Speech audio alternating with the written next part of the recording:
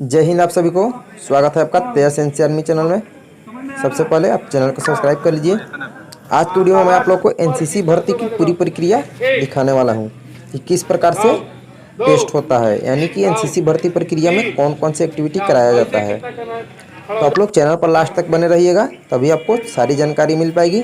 तो चलिए, सबसे पहले आप जाएंगे भर्ती के लिए तो आपका हाइट मेजरमेंट होता है। बता दूं कि हाइट कितना मापा जाता है। तो हाइट 170 यानी 170 सेंटीमीटर, और गर्ल्स का कम भी रहता है तो कोई बात नहीं, मतलब 160-65 भी चलता है। उसके बाद फिर आपकी रनिंग कराई जाती है। रनिंग कोई ज़रूरी नहीं कि 1600 मीटर ही होगा। रनिंग 800 मीटर भी कराई जा सकती है, 1600 मीटर भी कराई जा सकती है, और 400 मीटर भी कराई जा सकती है।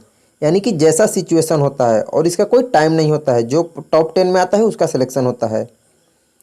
और सेकंड, फिर उसके बाद मैं आप लोग को अभी रनिंग का वीडियो आप लोग देख लीजिए कि किस तरह से कैडेट्स रनिंग कर रहे हैं।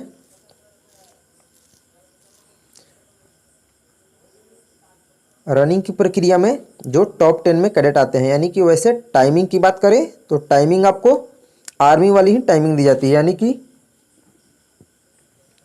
5:30 टू 5:45 तक जो बच्चे आते हैं उनको सिलेक्ट किया जाता है। यानी टाइमिंग आपको इस तरह से, लेकिन टॉप 10 को ही सिलेक्ट किया जाता है। अगर आप टॉप 10 के बाद आते हैं तो आपको बाहर कर दिया जाएगा। अब बात करते हैं कि एक ग्रुप में कितने स्टूडेंट्स को दौड़ाया जाता है। तो संख्या के मुताबिक, यानी ज़्यादा संख्या रही तो 20 भी, 30 भी, अगर कम है तो 20 को दौड़ाया जा सकता है, और नहीं तो फिर बहुत ज़्यादा है तो 50 को भी दौड़ाया जा सकता है। नेक्स्ट, इसके बाद आपको डेमो देखिए, यहाँ पर सर डेमो दे रहे हैं पुशअप के लिए, और उसके बाद फिर आप लोग का पुशअप टेस्ट होता है। अभी मैं आप लोग को वीडियो दिखा रहा हूँ। अब आप देख लीजिए पुशअप में किस तरह से सर काउंट करते हैं। यानी आपको पुशअप अप डाउन के कमांड पर करना होता है। डाउन बोला जाएगा तो आप डाउन होंगे, जब तक अप ना बोला जाए तब तक आपको खड़ा नहीं होना है। फिर जब अप बोलेंगे तो आपको अप होना है। यहाँ देखिए सर किस तरह से काउंट कर रहे हैं। एक बोल रहे हैं तो डाउन, फिर अप, फिर नेक्स्ट 2 तो डाउन, फिर अप। इस तरह से आपको इस बार की भर्ती प्रक्रिया में 30 पुशअप्स लगवाया गया। गर्मी बहुत ज़्यादा थी तो रनिंग यहाँ पर नहीं हुई,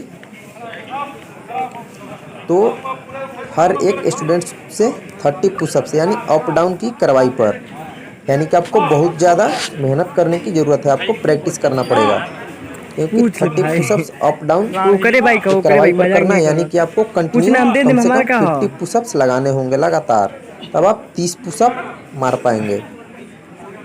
अब देखिए जो कैडेट्स यहाँ पर नहीं कर पा रहे हैं, देखिए उनको सीनियर कैडेट उनको आउट कर रहा है, जो सक्षम नहीं है पुशअप लगाने में।